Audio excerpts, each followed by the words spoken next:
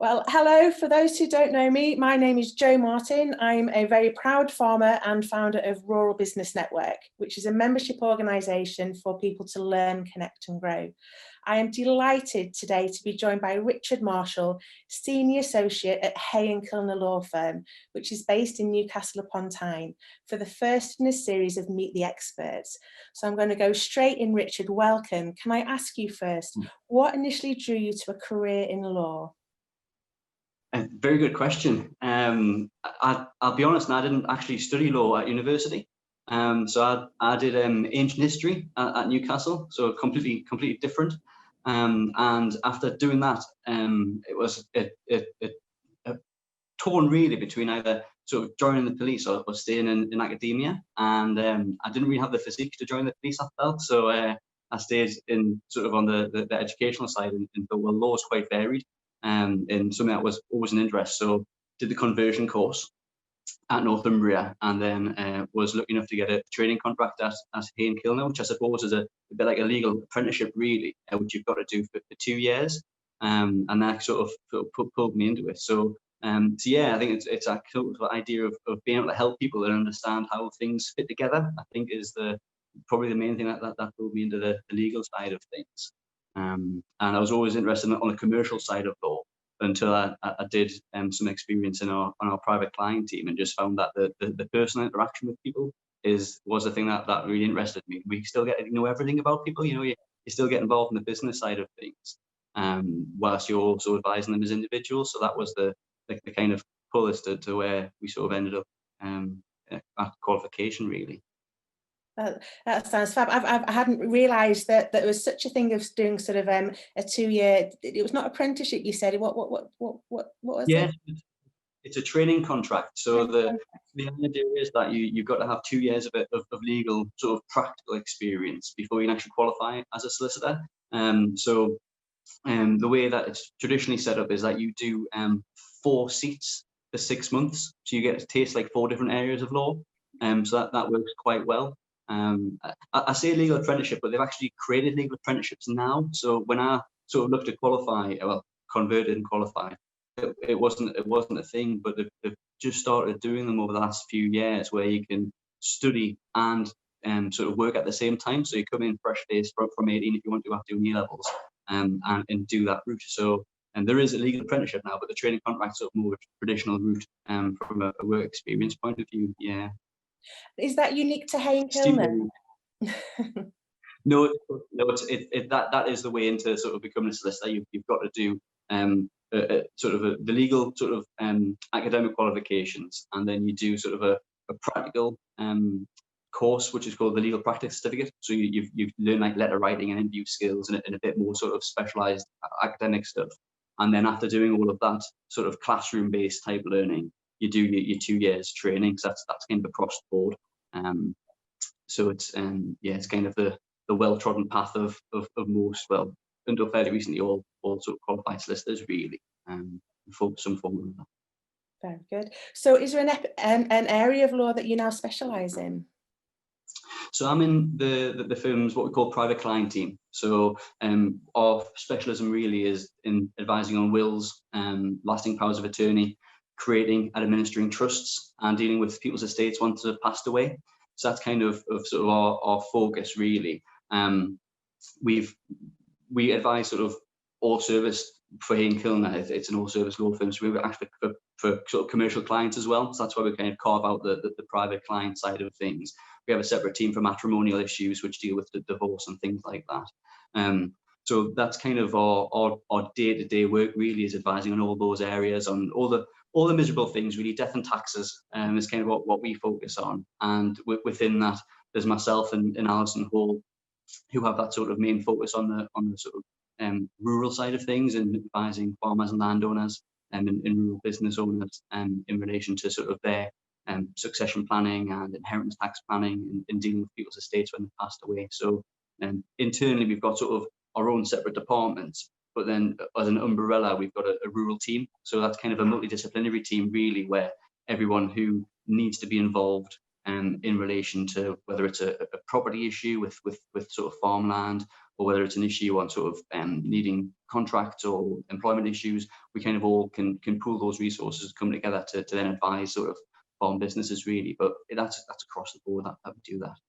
That sounds brilliant. So what is a typical day then for you, or is there such a thing as a typical day at these times at the moment? There's not really a typical day at the moment. I think it's we're like everyone, we're sort of majority of our time's working from home, and we're kind of office based, sort of a few days a week just to split the team during COVID times. And the days are really varied, which I think is what's nice and keeps it interesting, really. So I mean, there'll be some days where I am just at my desk all day, drafting sort of legal documents, or sort of on estate side of things. So we have to do estate accounts, which is like a financial summary of what's going on with someone's estate. But the more sort of enjoyable side of things is being out about seeing clients. So it could be sort of seeing a little old lady at home, socially distancing, of course, which is a bit more difficult at the moment, just to talk about sort of what they want to do in relation to benefiting grandkids or benefiting charities, cat and dog shelter, whatever it may be, through to being out, sort of actually getting sort of out in a walk around on a farm to see what's going on with farming clients on the ground, giving advice there, through to sort of, again, on business side of things, seeing someone in their factory or in their business premises, talking about their own sort of succession side of things. It's really varied. The one thing I didn't appreciate when I got involved with this area of work is we'd also be doing things like going to people's houses when they passed away to sort of collect personal items and personal papers to find out what's going on if there's no family. Hay Kilner can be the executors of someone's estate. So again, if we've arranged a funeral, often we go to that person's funeral, and that's sort of to time with that. When you have long-standing relationships with clients, you end up going to their funerals anyway, just as a matter of respect. So the day could be anything really. There's then the rarer times, but they're not uncommon, where we'll get a phone call to say that someone's really ill in hospital and we need to go and see them in hospital to get a will done, sort of on their deathbed kind of thing. So again, we'll nip over to hospital. Had one sort of pre-COVID, but not too much before COVID, where it was literally sort of a pen and paper job, writing the will in the hospital for the person to sign because they were so poorly. So it can be that sort of pressured and that urgent, really. If people haven't sat down and done the planning sort of before that, then it sort of gets sort of to the last minute, and just sort of got something in place. So a typical day, that there isn't really one. It's whatever sort of comes across the desk and needs to be dealt with. But at the same time, it keeps it interesting, which is the good thing. Yeah, that's true. I'll be honest now. I mean, I'm sort of late 40s and 2 sort of grown-up children, and I don't actually have a will in place. So if you were sat next to me, I think you'd slap my hand there, won't you? It's an easy thing to put off, though, isn't it? I mean, life gets in the way. I think that's the reality of it. And death is, I think, something that we always think is in the never never. You know, it's years and years away, and we hope we're going to have many years before that to enjoy things.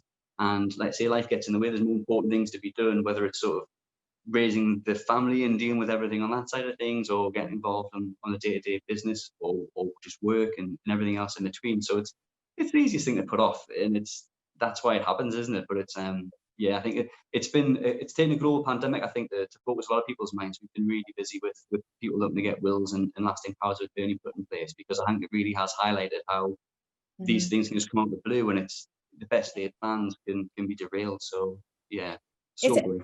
Is it very sobering? Is it a fairly simple process then to sort of get your wills in place? Yeah, I mean, the process really is the same for everyone. We again, in normal times it's a lot easier, but we normally meet with people to have a chat with them, really, first of all, just to find out a bit more about them. If you imagine, we need to know sort of who's in the family, who can potentially benefit from someone's estate, also who you might not want to benefit from your estate, because lots of sort of family disputes and fallouts and things. So that's often sort of raised when we're having those types of conversations. We kind of need to know what's in someone's estate to actually be able to advise as to how assets can be passed. If you want to leave specific assets, how it's best to do that, and how assets are owned as to how you can sort of leave them as well. So we'd have a chat about that, and then we'd actually sort of sit down and look at the nuts and bolts of the will, and that's sort of looking at sort of who your executors would be, so the people who would deal with things when you're not here. And we talk about things that are pretty morbid and dark, really, but you can include funeral wishes in a will. So we'd have a bit of a chat about that.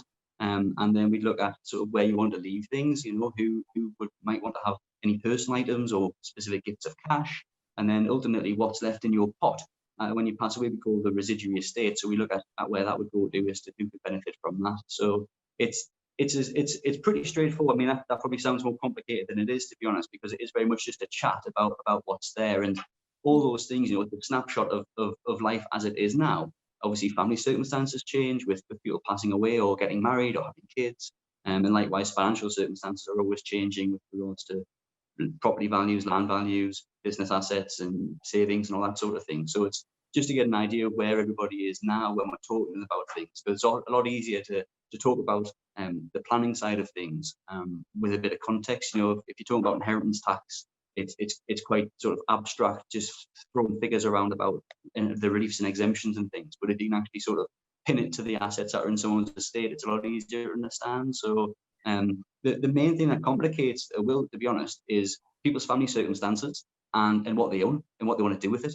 And that can often be the hardest question to answer, really, what people want to do with their estates. But and that's why it's having a conversation, really. People have an idea, think, oh, well, I'd like to do this, I'd like to do that. But legally, they don't know how to put it into place. And that's where we come in with that bit of advice, really, in the sense of how to best structure things, whether it's trusts or just outright gifts or anything like that. It's very much sort of just trying to work out what people need and how best to sort of facilitate that, really.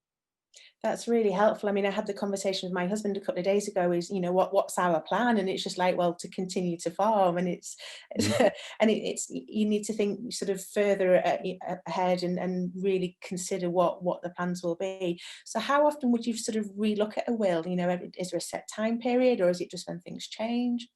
Yeah, I mean, I think the prompts really are births, deaths, and marriages, because that's normally when your family circumstances would change.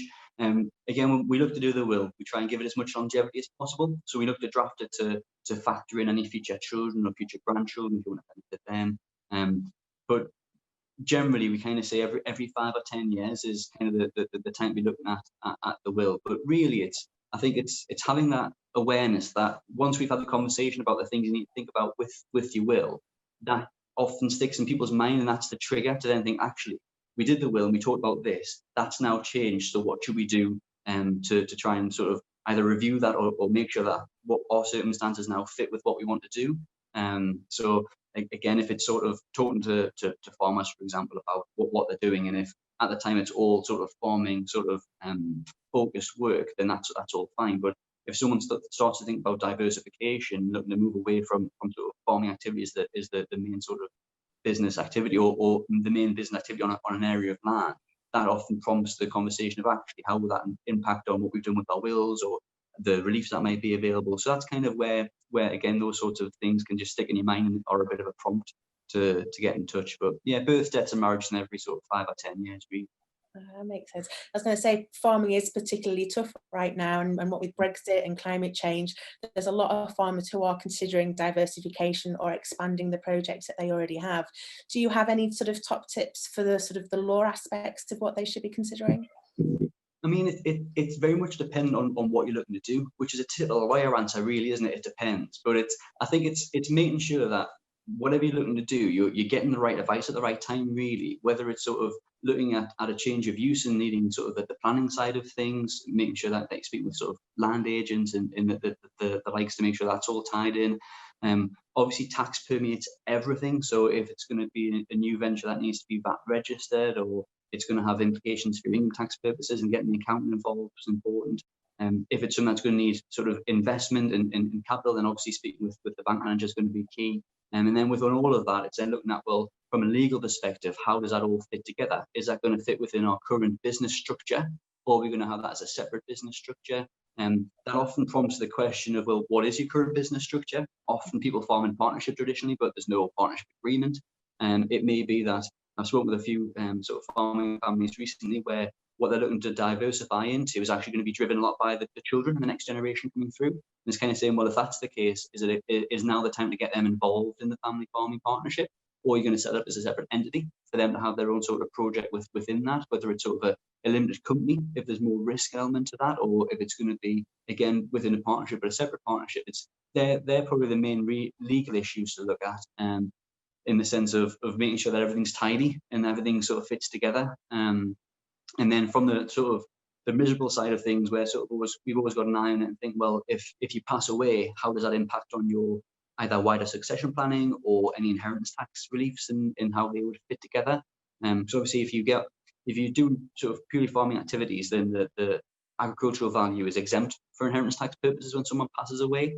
But if there's non-agricultural value, then you can get what's called business property relief when you're running a trading business. So all of a sudden, if you're putting sort of wind turbines on a bit of land, and that's not being farmed and it's not being actively run as a business, then you need to make sure that's all fitting together to make sure that the exemptions and reliefs are available. But I think that the difficult thing is ultimately it matters on the ground what's happening now. So arguably, whatever the sort of tax implications are on death, that shouldn't be the tail that wags the dog if it's going to be something that makes sure that business is viable going forward for the next 10, 20, 30 years when you're still here. So it's very much sort of having those conversations, but with a very much a practical sort of viewpoint on it, really, of saying, well, these are the repercussions, but if it's appropriate to do it now still, then, you know, crack on and just make sure that all the other advice is tying in so that it's all done properly, really. That's great advice. It's sort of, you know, you've got these ideas, but it's taking it to the likes of yourself and your accountant and your surveyor, and just making sure that it all ties in and it's going to work. Yeah, great advice. So why Hay Kilner? What do you love working for? Why did you choose to work for Hay Kilner? Oh, that's a really good question. Oh, you've thrown some hard ones out there today. Okay. So I think, I mean, this is going to sound like a plug, but it isn't really. I suppose the firm it's big enough to service sort of nearly everyone's clients' needs. You know, like I was saying, we're an all-service law firm, so we do corporate work. So that's sort of if you're buying and selling businesses, we can deal with that sort of thing. It's corporate governance, so sort of making sure that sort of company documents are up to date and all that sort of thing. Terms and conditions for businesses, we do that sort of thing. We've got an employment team, so we can deal with employment issues. We've got a disputes team, so that's anything from sort of commercial disputes through to family disputes when someone passes away, or breaches of trust and things like that. We've got then sort of the private client side of things where we sit, so we do the wills and succession planning. We've got a matrimonial team, and we've got sort of a strong sort of clinical negligence team. So we kind of can do everything. So I think it's nice that we're big enough to sort of have a one-stop shop for people's legal needs, but we're still of a size where the client's still a person, if that makes sense, and not just a number on a list. And it's as easy as to sort of for me to walk down the corridor, basically to have a chat with a colleague about a property being sold or purchased within an estate, or for a sort of a mutual client within the firm, or to nip up to the next floor to have a chat with a colleague about a corporate matter, whether it's sort of looking at a partnership agreement to make sure that fits or there's an issue with it. So that's, for me, I think that's a nice thing, because we work closely with our colleagues, so we're not sort of spread out miles away from each other. Well, at the moment we kind of are because we're working from home, but generally speaking we aren't. So we can kind of have a handle on whatever's going on with the client and make sure that their needs are met. And I think because of that, you feel as if you kind of get to know what's going on with clients a bit more, and you have, again, a bit more of a connection with them. So that, for me, I think it's the area of law that we do is very much sort of people focused, and I think because of that, the firm is generally people focused as well, which I think was kind of the pull, really. It kind of have like a family feel to it without being a family run firm, if that makes sense, because we are sort of small enough to know everybody who works here still, but big enough to actually deal with everything.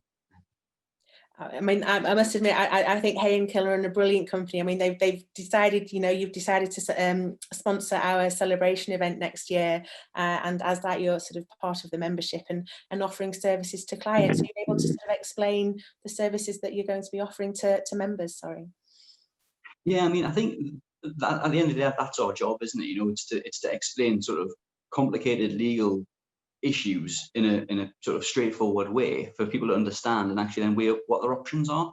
And I think that's for us to be able to do that sort of when there's various different facets involved from different areas of law, because there's so much to know about in the legal side of things. That's why we specialize. You know, I could never know everything that's going on with regards to sort of company law and property law and in the private client stuff, but I have those sort of specialisms within the firm, so we can all just talk together and actually work out what needs to be done to get a client from A to B, or to resolve an issue that they've got. That's the thing, really. I think it's that sort of, again, innate sort of problem solving sort of although it's people's lives and issues, ultimately it's sometimes a Gordian knot of issues that you kind of got to unpick and unravel to work out where someone needs to be, which then makes it interesting. And being able to work closely with people to resolve that's quite nice, really. Oh, that's absolutely brilliant. Richard, it's been an absolute pleasure to meet you. Thank you for being my first guest on Meet the Experts. And I'm sure we're going to work together in the future and deliver some events around wills and tax and business structures. Thank you so much, Richard. Not a problem at all. Lovely to speak to you, Joe. Take care. Thank you.